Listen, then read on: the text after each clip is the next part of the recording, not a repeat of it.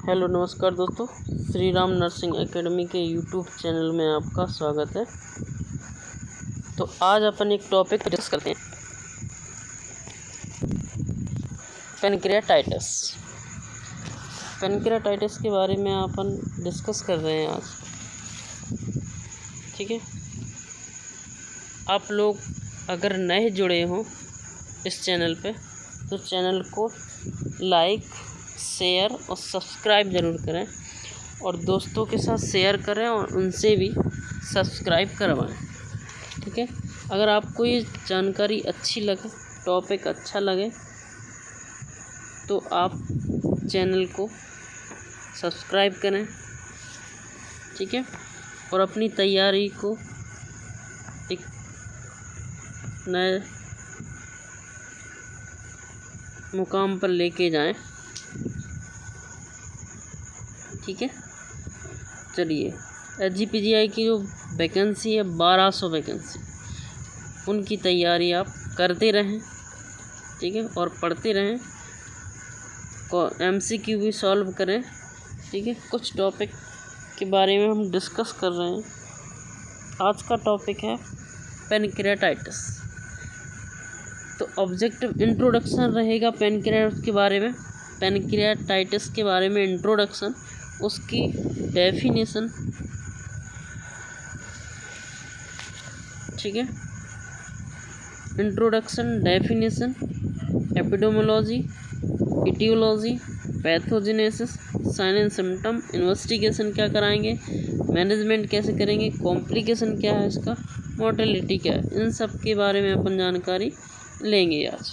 ठीक है, तो चैनल को सब्सक्राइब कर लीजिए और बने रहिए हमारे साथ में। चलिए, पेनक्रियाटाइटिस होता क्या है, आप लोग कमेंट करके बता सकते हैं। पेनक्रियाटाइटिस होता क्या है? पेनक्रियाज का जो इन्फ्लामेशन हो जाता है उसी को बोलते हैं pancreatitis. Inflammation of the pancreatic parenchyma, pancreas में इन्फ्लामेशन हो जाना पेनक्रियाटाइटिस बोलते हैं। टाइप कितने टाइप का होता है? ये 2 टाइप के होते हैं, एक्यूट पेनक्रियाटाइटिस और क्रोनिक पेनक्रियाटाइटिस। एक्यूट मतलब कुछ ही क्षणों में, मिनटों में, सेकंडों में, घंटों में आपको अगर दिक्कत होने लगे, डायग्नोस हो जाए तो एक्यूट पेनक्रियाटाइटिस। क्रोनिक पेनक्रियाटाइटिस मतलब बहुत लंबे समय से चले, वीक से महीनों में, साल भर, लाइफ लॉन्ग चले, वो क्रोनिक पेनक्रियाटाइटिस। एक्यूट पेनक्रियाटाइटिस एक emergency condition. Chronic pancreatitis prolonged हो सकती है, फ्रीक्वेंट मतलब बार बार हो सकती है, लाइफ लॉन्ग हो सकती है। Disorder resulting from the development of fibrosis with in the pancreas. Pancreas में फाइब्रोसिस होने की वजह से ये जो क्रोनिक कंडीशन हो प्रोलॉन्ग्ड चलेगी, बहुत लंबे समय तक चलेगी, फ्रीक्वेंट लाइफ लॉन्ग चलेगी। एक्यूट कुछ समय के लिए आती है, ठीक हो जाती है, इमरजेंसी कंडीशन है एक्यूट वाली। क्रोनिक वाली लंबे समय से। ठीक है, एक्यूट और क्रोनिक के बारे में समझ गए। ठीक है, अब एक्यूट पेनक्रियाटाइटिस क्या डेफिनेशन क्या है? Acute condition is diffuse pancreatic inflammation and auto digestion present with abdominal pain।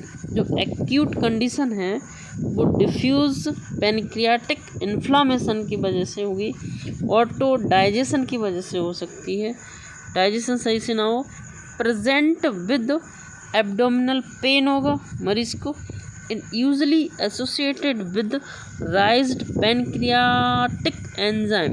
जो पेनक्रियाज के जो एंजाइम है वो बढ़ जाएंगे, एब्डोमेन में पेन होगा, ऑटो डाइजेशन नहीं होगा इन्फ्लामेशन की वजह से। एंजाइम का जो पेनक्रियाज के जो एंजाइम है उनका लेवल ब्लड में बढ़ जाएगा और यूरिन में भी बढ़ जाएगा। ठीक है, अब इनके 2 एंजाइम बहुत इम्पोर्टेंट है, एक लाइपेज और दूसरा एमाइलेज। लाइपेज बहुत इम्पोर्टेंट है, सबसे ज़्यादा, सबसे एक्यूरेट जो है वो लाइपेज। अगर ऑप्शन में दोनों आ गया एमाइलेज और लाइपेज, तो ऑप्शन में आंसर लाइपेज देना है, ना कि एमाइलेज। एमाइलेज है मानते हैं, लेकिन सबसे बेस्ट है लाइपेज। ठीक है, ये एक्यूट की डेफिनेशन थी। Reversible inflammation of the pancreas, जो एक्यूट वाली कंडीशन है वो रिवर्सिबल है, जो क्रोनिक वाली कंडीशन है वो रिवर्सिबल नहीं इर्रिवर्सिबल है। अपन इसको एक्यूट वाले को तो ठीक कर सकते हैं, लेकिन जो क्रोनिक है उसको ठीक नहीं कर सकते हैं, पर दवाई से अपन उसको चला सकते हैं कुछ दिनों तक, ठीक करने की कोशिश करेंगे क्रोनिक वाले को, लेकिन रिवर्सिबल है वो एक्यूट वाला है। Range from mild to severe, mild से सीवियर की तरह ये हो सकता है। एपिडेमियोलॉजी क्या है? Epidemiology, acute pancreatitis account for 3% of all case, मतलब 3% जो ऑल केस होते हैं वो 3% केस पेनक्रियाटाइटिस के of abdominal pain among patient admitted to the hospital in the UK. जो एक्यूट पेनक्रियाटाइटिस के जो पेशेंट हैं वो 3% केस होते हैं, ऑल केस में से 3% केस एक्यूट पेनक्रियाटाइटिस के होते हैं। अफेक्ट 2 से 28%, मतलब 1 लाख में से 1 लाख पॉपुलेशन, 1 लाख पॉपुलेशन में से 2 से 28% एक्यूट पेनक्रियाटाइटिस के मिलेंगे आपको। It may occur at any as, peak incidence, किसी भी एज में हो सकती है पेनक्रियाटाइटिस, ऐसा नहीं है कि किसी में एज में ना हो, किसी भी एज में हो सकती है। पीक इंसिडेंस, इसका जो पीक इंसिडेंस होता है बिटवीन 50 से 60 ईयर, 50 से 60 वर्ष के लोगों में सबसे ज़्यादा होता है पीक। ये वैसे तो बीमारी किसी को भी हो सकती है, लेकिन सबसे ज़्यादा बीमारी 50 से 60 साल तक के पर्सन को हो सकती है। वुमेन आर अफेक्टेड, इसमें सबसे ज़्यादा महिलाएं अफेक्टेड होती हैं, मोर देन मेन, मतलब जो पुरुष से ज़्यादा महिलाएं अफेक्टेड होती हैं पेनक्रियाटाइटिस। लेकिन but men are more likely to suffer recurrent attack, लेकिन जो रिकरेंट अटैक बार बार पेनक्रियाटाइटिस होता है वो मेन में ज़्यादा होता है कंपेयर टू फीमेल। ठीक है, वुमेन अफेक्टेड होती हैं सबसे ज़्यादा, मेन से भी ज़्यादा, लेकिन सबसे ज़्यादा लाइकली सफ़र रिकरेंट अटैक मेन में होता है, ना कि वुमेन में। एटियोलॉजी क्या है इसकी? एटियोलॉजी क्या है? एटियोलॉजी के बारे में चलते हैं। अभी जो नए जुड़े हैं वो चैनल को सब्सक्राइब करें, ठीक है, बेल आइकन ज़रूर दबाएं, जिससे कि आने वाली जो भी इन्फॉर्मेशन है या टॉपिक है, क्लास है, वो आपको मिल सकें। ठीक है, 80% एटियोलॉजी में क्या है, 80% 80% case are due to gall stone and alcohol. जो पेनक्रियाटाइटिस होता है उसमें से 100 में से कम 80% केस आपको गॉल स्टोन और एल्कोहल की वजह से पेनक्रियाटाइटिस होगा। जिसमें गॉल स्टोन है, पथरी है गॉल ब्लैडर की, और जो एल्कोहल दारू पीते हैं उनमें सबसे ज़्यादा पेनक्रियाटाइटिस के चांसेस रहते हैं 80%। Remaining 20% case are due to, remaining जितने भी बचे वो सब 20% में आ जाएंगे, लेकिन 80% चांसेस होता है गॉल स्टोन और एल्कोहल की वजह से पेनक्रियाटाइटिस होता है। अब इसमें से भी 20% में क्या आएगा, कंजेनाइटल पेनक्रियाटिक डायबिसम हो सकता है, मेटाबॉलिक हाइपरलिपिडीमिया हो सकता है, हाइपर कैल्सीमिया भी हो सकता है 20% में, टॉक्सिस स्कॉर्पियन ब्यूनम हो सकता है, infective mumps, coxsackievirus B, EVV, Epstein Barr virus, CMV, cytomegalo virus की वजह से हो सकता है। ये सब 20% में काउंट होगा। 20% में बहुत है, लेकिन 80% में सिर्फ 2 है। Drug azathioprine, sulfonamides, steroid, thiazides, oestrogen, ठीक है। Vascular ischaemia, vasculitis, SLE PAN, autoimmune heredity, pancreatitis, traumatic hypothermia, periampullary tumour, idiopathy. ये सारे के सारे जितने हैं 10 पॉइंट, ये सब आ जाएंगे अपने 20% में, लेकिन 80% में सिर्फ 2 हैं, या तो गॉलस्टोन की वजह से पेनक्रियाज होगा, पेनक्रेटाइटिस होगा, या अल्कोहल की वजह से, ठीक है। अब इसको न्यूमोनिक से याद रख सकते हो, अगर किसी को याद करना है पेनक्रेटाइटिस कॉजेस किस वजह से होता है, पेनक्रेटाइटिस कॉज को याद करना है तो आई गेट स्मस्ड, आई मतलब इडियोपैथिक हो सकता है, जी मतलब गॉलस्टोन की वजह से होता है, ई एथेनॉल की वजह से हो, टी फॉर ट्रॉमा की वजह से, S for steroid, M for mumps, और A for autoimmune, S for scorpion snake, hyperlipidaemia, H for hypercalcaemia, ERCP और ड्रग्स की वजह से पेनक्रियाटाइटिस हो सकता है। अब इसमें से बाइलरी पेनक्रियाटाइटिस क्या है? बाइलरी पेनक्रियाटाइटिस क्या है? जो कॉमन बाइल डक्ट होती है ना, एक कॉमन बाइल डक्ट है, ये ऊपर वाली है कॉमन बाइल डक्ट, फिर ये पेनक्रियाटिक डक्ट है, ये गॉलस्टोन फंस गया। अगर गॉलस्टोन इंस्पेक्टर ऑफ ओडाई में फंस गया तो जो कॉमन बाइल डक्ट से और पेनक्रियाज से जो जूस आ रहा है बन के, वो स्मॉल इंटेस्टाइन में नहीं जा पाएगा। जब स्मॉल इंटेस्टाइन में नहीं जा पाएगा तो फिर पेनक्रियाज में ही जमा होता रहेगा। जब पेनक्रियाज में जमा होगा तो फिर जब पेनक्रियाज में जमा होगा तो वहाँ पे वो इन्फ्लामेशन कर देगा।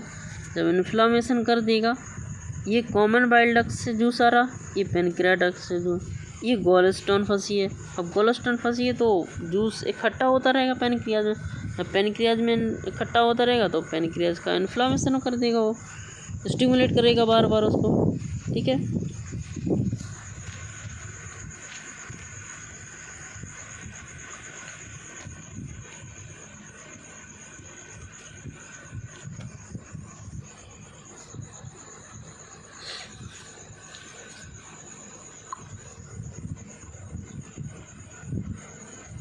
Biliary pancreatitis, common channel theory, incompetent inspector of Oddi, ये इंस्पेक्टर ऑफ ओडाई में फंस गया। Obstruction of the pancreatic duct, pancreatic duct obstruct हो जाती है, बताया था आपको भी। एल्कोहलिक पेनक्रियाटाइटिस, अब जो दारू पीते हैं एल्कोहलिक वाले, वो direct toxic effect on the pancreatic acinar cell, acinar cell पे जो एल्कोहल वाले हैं मरीज, वो डायरेक्ट इफेक्ट देती है pancreatic acinar cell. Acinar cell एक मेन सेल है पेनक्रियाज की, और जो एल्कोहल है, जो दारू है, वो एसिनार सेल पे ही अटैक करती है सबसे। Stimulation of the pancreatic secretion, जो पेनक्रियाज के जो सिक्रीशन होता है उनको स्टिमुलेट करती है ये alcohol. Constrict of inspector of Oddi, inspector जो ओडाई होता है उसको ये कॉन्ट्रैक्ट कर देती है, जिससे कि जो कॉमन बाइल डक्ट से जूस आ रहा है वो भी नहीं जा पाता, और पेनक्रियाज से जो जूस आ रहा है वो भी स्मॉल इंटेस्टाइन में नहीं जा पाता है। तो जो एल्कोहल वाले मरीज़ है वो 3 काम, एल्कोहल से पेनक्रियाज को नुकसान होता है, एसिनार सेल को नुकसान होता है, स्टिमुलेशन पेनक्रियाज को बार बार स्टिमुलेट करेगी, स्टिमुलेट के जूस बना, कॉन्स्ट्रिक्ट कर देगी इंस्पेक्टर ऑफ ओडाई को, ठीक है। कॉन्स्ट्रिक्ट इंस्पेक्टर ऑफ ओडाई को, ये है ना इंस्पेक्टर ऑफ ओडाई है, ये इंस्पेक्टर ओपाई इसको कॉन्स्ट्रक्ट कर देगी, मतलब अभी अगर रास्ता इतना चौड़ा है तो फिर इसको ये कॉन्स्ट्रक्ट करके रास्ते को कम कर देती, जिससे कि जूस स्मॉल इंटेस्टाइन में नहीं जा पाएगा। स्मॉल में नहीं जाएगा तो ये बैक हो जाएगा वापस। ठीक है, चलिए ये कॉजेस डक्ट ऑब्स्ट्रक्शन हो गई। ठीक है, ये एसिनर सेल इंजरी हो गई। ये मैकेनिज्म है इसकी। अगर किसी को PDF चाहिए तो हमें मैसेज कर। सिम्टम क्या क्या है, अब इसमें सिम्टम देख लीजिए। सिम्टम आएंगे अपर एब्डोमिनल पेन होगा। सिम्टम क्या आएगा, अपर एब्डोमिनल पेन, मतलब पेन होगा, अपर एब्डोमिनल पेन होगा। वो भी कहाँ होगा, लेफ्ट साइड में होगा।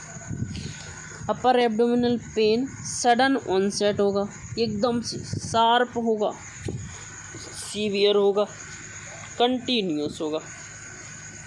Radiate to the back, back की साइड रेडिएट होगा, बैक की साइड जाएगा। Reduce by the leaning forward, अगर आप आगे की तरह झुक जाओगे तो आपको पेन में थोड़ा सा आराम मिलेगा। ठीक है, generalised abdominal pain, generalised abdominal pain होगा, मतलब पूरे एब्डोमेन में हो सकता है। Radiate to the shoulder tips, ये शोल्डर टिप्स तक जाएगा। ठीक है, ये इसके सिम्टम्स हैं। और चलिए, नोजिया वोमिटिंग होगी, नॉन प्रोजेक्टाइल होगी वोमिटिंग।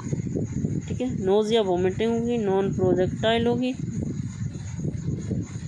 रिटेचिंग एनरोक्सिया होगा, फीवर होगा और वीकनेस होगी। साइन क्या क्या देखने को मिलेंगे, ये तो थे सिम्टम, ये सिम्टम थे, मरीज़ बताएगा। साइन क्या क्या होंगे, साइन को अपन चेक करेंगे। हाँ, इसमें से ये है कि सिम्टम, साइन क्या होता है और सिम्टम क्या होता है। साइन कौन चेक करेगा या कौन बताएगा, सिम्टम कौन चेक करेगा कौन बताएगा। तो जो अगर पेशेंट बताए, अगर जो पेशेंट बताए किसको, डॉक्टर को, अगर डॉक्टर पेशेंट बताएगा किसको, डॉक्टर को, कि हमें डॉक्टर साहब ये दिक्कत है, ये दिक्कत होती है, हमें उल्टी आती है, एब्डोमेन पेन होता है। अगर पेशेंट डॉक्टर को बताए तो वो है सिम्टम, और अगर डॉक्टर चेक करे मरीज़ को तो वो है साइन। ठीक है, आया समझ में साइन एंड सिम्टम के बारे में। साइन मतलब, अब साइन के बारे में बताएंगे तो साइन डॉक्टर चेक करेगा क्या क्या साइन आ रहा है। ठीक है, तो डिस्ट्रेस्ड, मूविंग कंटिन्यूस और सिटिंग स्टिल, पेल, डायफोरोटिक, डायफ्राम पसीना आएगा मरीज़ को भयंकर, कन्फ्यूज़न रहेगी उसे, लो ग्रेड फीवर रहेगा। अब डॉक्टर चेक कर रहा है ना। ठीक है, टैकीकार्डिया रहेगा, डॉक्टर ने पल्स चेक करी, टैकीकार्डिया मिली। डॉक्टर ने रेस्पिरेशन चेक किया, टैकीपीनिया, टैकीपीनिया मतलब रेस्पिरेशन का बढ़ना, टैकीपीनिया, और हार्ट रेट का बढ़ना, टैकीकार्डिया कहलाता है। सैलो ब्रीथिंग मिलेगी, हाइपोटेंशन मिला, माइल्ड टेरस मिला, ये डॉक्टर ने चेक किया, माइल्ड टेरस मिल गया डॉक्टर को। अब आगे चल के डॉक्टर क्या मिला, अब डॉक्टर चेक कर, एब्डोमिनल डिस्टेंशन मिला डॉक्टर को, इलियस हो गया या असाइटिस हो गया। Grey Turner sign, Grey Turner sign क्या है, ग्रे टर्नर साइन है कि जो फ्लैंक रीजन होता है, बगल वाली साइड वाली एरिया में डिस्कलरेशन हो जाता है स्किन का, उसको बोलते हैं Grey Turner sign. Cullen sign, umbilical region पे अगर बिल्कुल डिस्कलरेशन हो रहा उसको कोलन साइन बोलते हैं। फॉक्साइन हम आपको अभी दिखाएंगे। फ्लंकी एरिया में जो बगल साइड वाली में थोड़े से स्पॉट टाइप के होते हैं उसको फॉक्साइन बोलते हैं। रीबाउंडेड टेंडरनेस होगी, रिजिडिटी होगी साइड में, शिफ्टिंग डलनेस होगा, रिड्यूस बॉबल साउंड, जो बॉबल साउंड है जो स्टेथोस्कोप से सुनेगा डॉक्टर वो उसको रिड्यूस कम सुनाई देगा। चलिए कोलेनसाइन क्या है अभी बताया था। कोलेनसाइन अम्बलाइकस रीजन के आसपास ब्लूइश डिस्कलरेशन हो जाना उसे बोलते हैं कोलेनसाइन, ठीक है।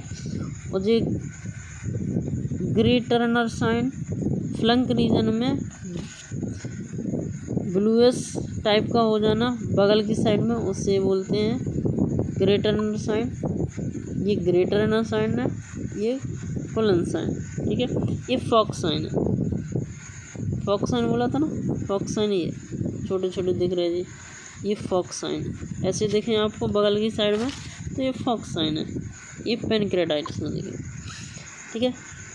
Panniculitis subcutaneous nodule, fat necrosis, tenderness, red nodule, usually measure 0.5 to 2 centimetre.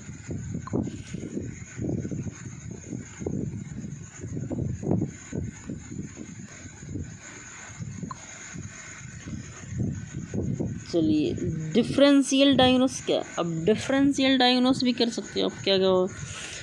क्या क्या और हो सकता है, परफोरेटेड विस्कस हो सकती है, एक्यूट कोलिसिस्टाइटिस हो सकती है, बाइलरी कॉलिक हो सकता है, एक्यूट इंटेस्टाइनल ऑब्स्ट्रक्शन हो सकता है और अदर डायग्नोस भी बन सकते हैं। इसोफेजियल रप्चर हो सकता है, mesenteric vasculitis obstruction, renal colic, dissecting aortic aneurysm, myocardial infarction, basal pneumonia,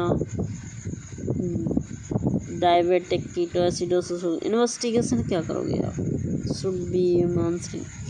investigation क्या क्या करोगे, तो इन्वेस्टिगेशन में आप ब्लड टेस्ट कर सकते हो।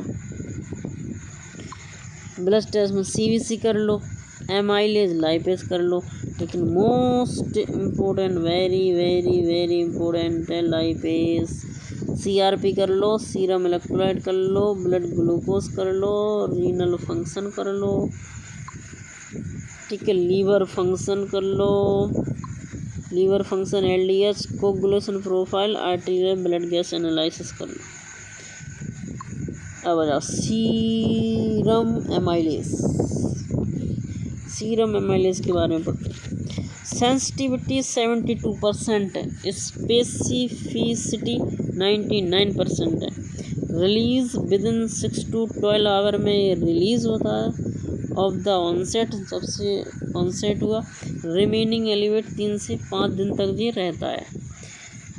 एलिवेशन 3x नॉर्मल सिग्निफिकेंट, 6 से 12 घंटे में रिलीज़ होता है एमाइलेज और 3 से 5 घंटे तक रहता है एमाइलेज। अब लाइपेज के बारे में सुन लो। एमाइलेज के बारे में, undergoes renal clearance after its serum level decline होने लगेगा, its urinary level remain elevated रहेगा, its level does not correlated with the disease activity. Serum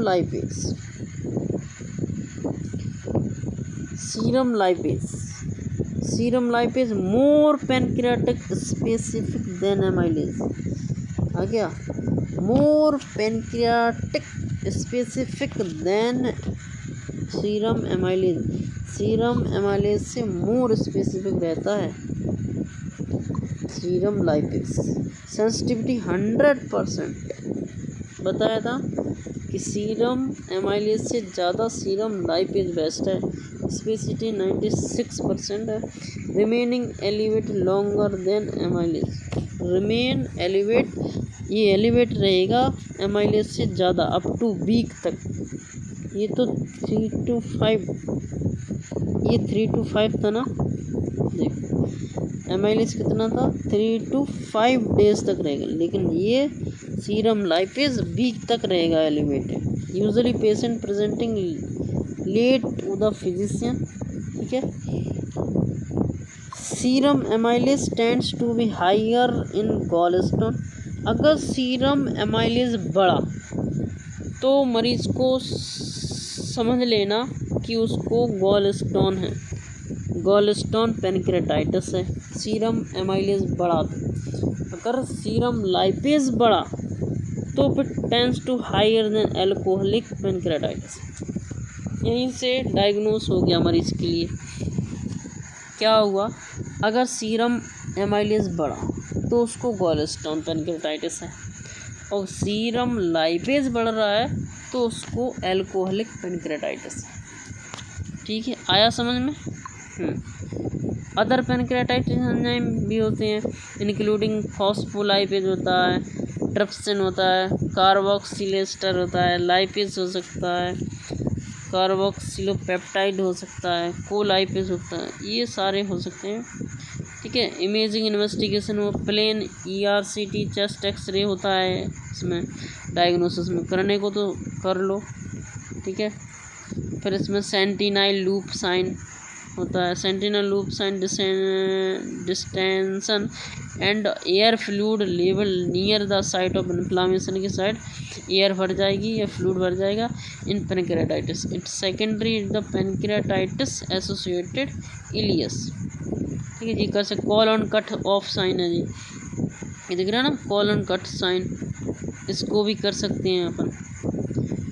CT scan कर सकते हैं, not indicate in every patient, मतलब ये एवरी पेशेंट में use नहीं कर सकते, only not indicate every patient, जिसमें ज़रूरत होगी अपन को CT स्कैन की उसी मरीज को करवाएंगे। Diagnostic uncertainly severe acute pancreatitis, clinical deterioration with multi organ failure, जिसकी ज़रूरत है अपन वही कराएंगे अपन। ठीक है, ये एक्सियल CT है, पेरी पेनक्रेटिक स्टैंडिंग, ठीक है, multiple gallstone in the gall bladder, ये करा सकते। कॉन्ट्रास्ट CT भी करा सकते हैं इसमें, ये डायग्नोसिस के गाइड में।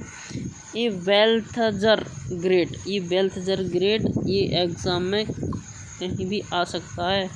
वेल्थजर ग्रेड क्या होता है, जैसे ग्रेड A है, CT स्कैन नॉर्मल है, 0 पॉइंट है। ठीक है, अब ग्रेड B है, focal diffuse large of the pancreas, 1 point दिया।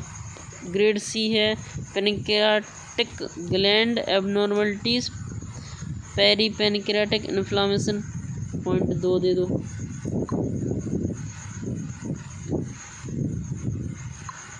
ठीक है, और ग्रेड D में fluid collection of the single location पे फ्लूइड कलेक्शन हो, 3 पॉइंट हो गए। ठीक, जितने पॉइंट हैं उतने हिसाब से फिर वो ग्रेड बढ़ जाएगा उसका। E है, 2 और मोर फ्लूइड कलेक्शन हो गया, गैस बल्ब हैं, गैस भी दिख रही उसमें। ठीक है, एडजस्टेंट ऑफ पेनक्रियाटिस 4 पॉइंट है। ठीक है, अब नेक्रोसिस स्कोर है, नेक्रोसिस नो नेक्रोसिस है, 0 है, अगर नेक्रोसिस 0 से 30% है 2 पॉइंट है, 30 से 50% नेक्रोसिस है तो 4 पॉइंट है, ओवर 50% है 6 पॉइंट है।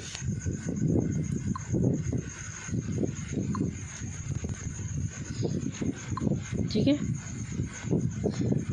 चलिए और चलते मैग्नेटिक रिसोर्स इमेज MRCP भी करा सकते हो आप, ये MRCP है। एंडोस्कोपिक अल्ट्रासाउंड करा सकते हो, ERCP करा सकते हो। Urgent ERCP severe acute gallstone pancreatitis, sign of ongoing biliary obstruction cholangitis. ERCP, ये ERCP हो रहा है procedure, ERCP acute pancreatitis, gallstone pancreatitis, ये सब बताएंगे। क्लास बहुत लंबा खिंच जाएगा, इसलिए आपको थोड़ा थोड़ा बताते जा रहे हैं। ठीक है,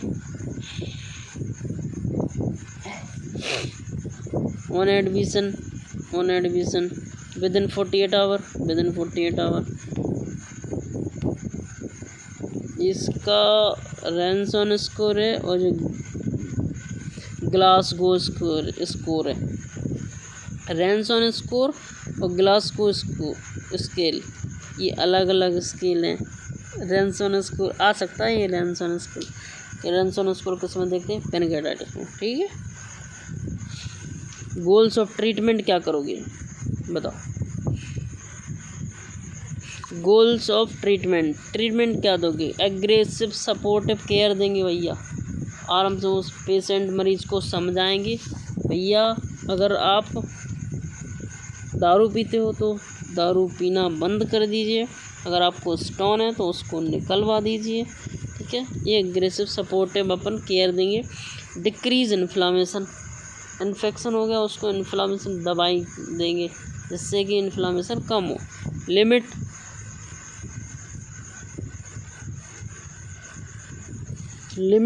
सुपर इन्फेक्शन जो हो रहा है उसको लिमिट में करेंगे। आइडेंटिफाई एंड ट्रीट कॉम्प्लिकेशन, जो कॉम्प्लिकेशन हो रहा है उसको अपन ट्रीट करेंगे। ठीक है, और पैनक्रेटाइटिस इट्स ट्रीटमेंट।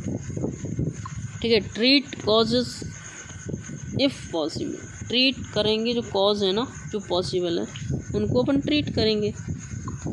ये बताएं करेक्टिव मैनेजमेंट, तो करेक्टिव मैनेजमेंट में अपन क्या करेंगे? कंजर्वेटिव मैनेजमेंट में क्या करेंगे? कंजर्वेटिव में गेन आईवी असेस करेंगे, जो आईवी कैनोला है उसको असेस करेंगे। ऑब्टेन ब्लड सैंपल लेंगे, रैपिड फ्लूइड रिससिटेशन देंगे, इलेक्ट्रोलाइट रिप्लेसमेंट, अगर इलेक्ट्रोलाइट की कमी है तो उसको रिप्लेसमेंट कर देंगे। गिव एनाल्जेसिक देंगे, आईवी पैथिडन देंगे, उसको दर्द हो रहा तो दर्द की दवाई देंगे। एंटी एमेटिक, उल्टी हो रही तो उल्टी की दवाई देंगे अपन। ठीक है, कीप द पेशेंट एनपीओ, हाँ पेशेंट को एनपीओ जरूर रखना है। पैनक्रेटाइटिस वाले मरीज में एक बहुत अच्छा इम्पोर्टेंट की पॉइंट है कि पैनक्रेटाइटिस वाले मरीज को खाना देना चाहिए कि नहीं देना चाहिए, एनपीओ रखना है। और राइस ट्यूब जरूर जानना है, राइस ट्यूब डाल के एस्पायरेशन पे जरूर रखना है राइस ट्यूब को। कीप एनपीओ रखना है एंटिल पेन फ्री, 2 से 3 दिन तक। NG insertion to relive vomiting I relive करने के लिए अपन एनजी ट्यूब डाल देंगे और एनजी ट्यूब को ही अपन एस्पायरेशन पर डाल देंगे एक बैग लगा के। ठीक है, यूरिनरी कैथेटराइजेशन कर देंगे अपन उसको। ठीक है, मॉनिटर और वाइटल साइन, यूरिन कैथेटराइजेशन कर देंगे, मॉनिटर करेंगे वाइटल साइन को अपन। ठीक है, ये डर गई एनजी ट्यूब। ये तो उधर है, ये तो ईआरसीपी वाला है, ये कैथेटर है। ठीक है, फिर अपन क्या करेंगे? इस मरीज को अपन मरीज को देंगे इंजेक्शन।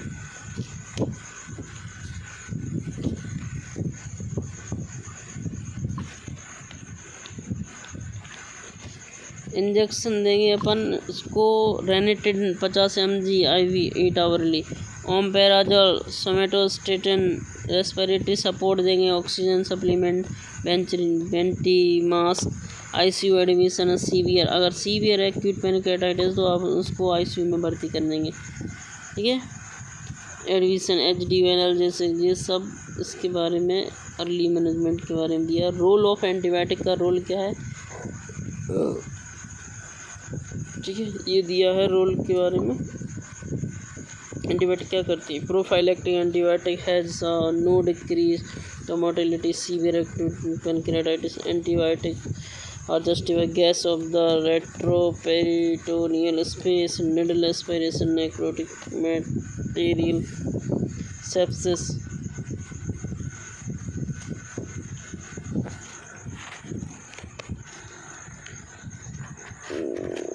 क्या हो गया?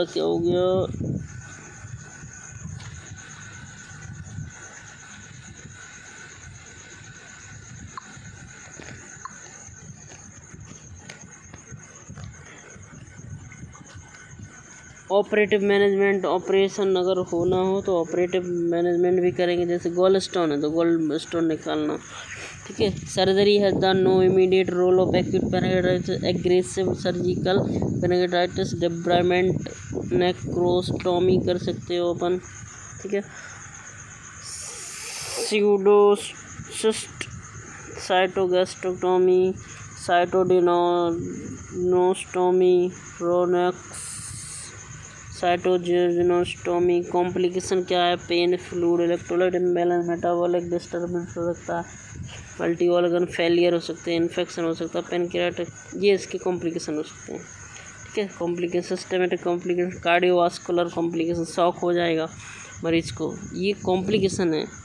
अर्थवियास हो सकता है, पेरिकार्डियल इन्फ्यूज़न हो सकता है, pulmonary basal atelectasis, pleural effusion, ARDS, renal ATN, renal failure, haematological DIC, ये सारे complication. Neurological complication, confusion, irritability, encephalopathy हो सकता है,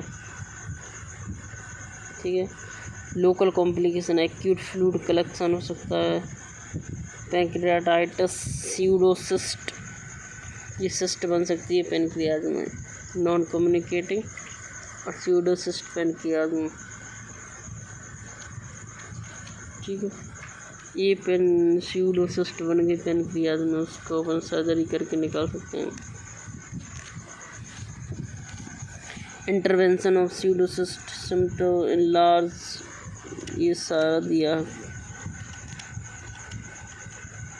स्टेराइल और इन्फेक्टिव पेनक्रियाटाइटिस नेक्रोसिस। मोर्टेलिटी कितनी? Mortality mild acute pancreatitis mortality rate 1% है, सीवियर पेनक्रियाटाइटिस मोर्टेलिटी रेट 75 से 90% है सीवियर पेनक्रियाटाइटिस में। ओवरऑल मोर्टेलिटी रेट 15 से 20% पूरी ओवरऑल। माइल्ड में तो ये 1% है मरने की दर, लेकिन सीवियर पेनक्रियाटाइटिस में मरने की दर 75 से 90% है। ओवरऑल 15 से 20%। First week of illness, MODS, subsequent week infection. Reference, ये बुक के रेफरेंस दिए हैं, ठीक है। थैंक यू दोस्तों चैनल को देखने के लिए। आपने जो क्लास देखी, अगर आपको क्लास पसंद आई हो तो चैनल को सब्सक्राइब करें, फेसबुक पेज को फॉलो करें, दोस्तों के साथ शेयर करें, सब्सक्राइब करवाएं, तैयारी को एक नए चांद लगाएं, नई ऊंचाइयों तक पहुंचाएं, ठीक है। और नोट्स बनाते जाना। आप मिलते हैं फिर अगली क्लास में एक नई इन्फॉर्मेशन के साथ, नई वीडियो के साथ, नए टॉपिक के साथ, ठीक है। जब तक के लिए धन्यवाद। तो चैनल को सब्सक्राइब करें, बेल आइकन ज़रूर दबाएं। थैंक यू दोस्तों।